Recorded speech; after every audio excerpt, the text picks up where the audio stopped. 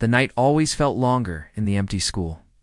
Rizwan, the janitor, pushed his cart down the dim hallway, the flickering fluorescent lights humming a dreary, dying tune. He'd been cleaning these same floors for 6 long years. He wasn't the superstitious type, never believed in ghosts or things that go bump in the night, that is, until the night the basement door opened on its own. He stopped dead in his tracks, the squeak of his cart's wheel echoing in the sudden silence. That door was always locked. Always. He made sure of it himself every single night. A knot of ice formed in his stomach. From the darkness below, a faint sound reached his ears. The slow, wet, deliberate drag of a mop. It was a sound he knew intimately, but this wasn't him making it. "Who's there?" he called out, his voice sounding small and thin in the vast emptiness of the hall. Silence. The kind of silence that feels heavy, like it's listening to you. Then footsteps, not running, but climbing. One at a time, each step echoing up from the concrete stairs of the basement. Thump, thump, thump.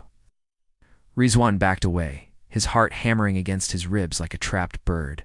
He fumbled for his heavy-duty flashlight, his hands shaking so much that the beam of light danced wildly across the walls. He swept the light back and forth, trying to pierce the oppressive darkness. That's when he saw it. A wet trail. Droplets of murky water leading away from the basement door, snaking down the hallway. He followed the trail with his light, his breath catching in his throat when he realized where it was heading. It led directly to the janitor's closet. His closet, the one he had personally locked just an hour ago. He reached out a trembling hand and hesitated, then turned the handle. It wasn't locked. Creaked open with an unnerving ease. A thick, cloying smell hit him first. Bleach, yes, but mixed with something else.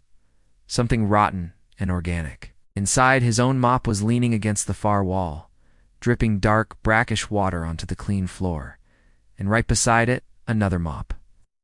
It was identical to his, just as wet, and it was moving. Just a slight sway, a gentle rocking motion, as if someone had just set it down. Rizwan stumbled backward, a strangled gasp escaping his lips.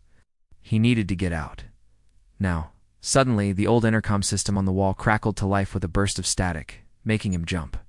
A distorted voice, raspy and low, filled the hall. "Rizwan, his basement needs cleaning." His blood ran cold. The intercom had been broken for months. He'd put in a dozen work orders to get it fixed, but it was dead. Completely dead. That was it. He turned and ran, his boots slapping against the linoleum. He didn't look back, just ran toward the main entrance, toward the glass doors and the safety of the outside world. But as he ran, the lights began to shut off behind him, plunging the hallway into darkness, one flickering panel at a time. He was racing against the encroaching night. He finally reached the exit, his lungs burning, and pushed against the doors. For a split second, he saw his reflection in the dark glass. His own tired face, his worn-out uniform. But he wasn't alone. Standing right behind him in the reflection was another figure. It wore his exact uniform, his same name tag, and had his same weary eyes. And as Rizwan stared in pure, undiluted terror, the reflection smiled. The next morning, the principal hired a new janitor. When the man went to the supply closet to start his shift, he found 2 mops. Both were leaning against the wall, dripping. And on the handle of one, a small, faded tag was tied with a piece of twine. It read, "Rizwan." If you enjoyed this story, make sure to hit that like button and subscribe to the channel for more chills. We've got plenty more darkness to explore together. Thanks for watching.